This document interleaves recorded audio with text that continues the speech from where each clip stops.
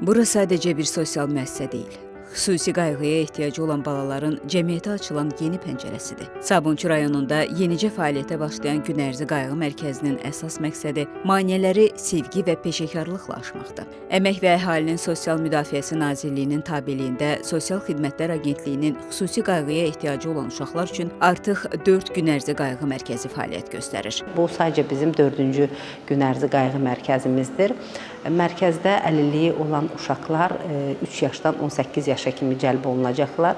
Təhsilə cəlb olunmayan uşaqlardır. Bəli, ola bilər ki, uşaqlarla işlənilən reabilitasiya xidmətləri nəticəsində 6 yaşdan sonra uşaqlar artıq təhsilə cəlb olunsunlar. Sabunçu gün ərzi qayğı mərkəzinin məqsədi əlilliyi olan uşaqların psixososial reabilitasiyasını dəstəkləmək, onların cəmiyyətə inteqrasiyasını gücləndirmək və ailələrini zəruri sosial xidmətlərlə təmin etməkdir. Mərkəz həmçinin azyaşlıların dövlət uşaq müəssisələrinə düşməsinin qarşısının alınmasına da dəstək məqsədi daşıyır.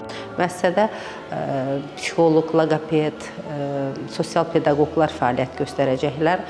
Aktiv terapiya otağımız var. Uşaqların böyük və kiçik motor bacarıqlarını, özünə xidmət bacarıqlarını, gündəlik həyat fəaliyyətlərini asanlaşdırmaq üçün bir çox terapiyalara cəlb olunacaqlar.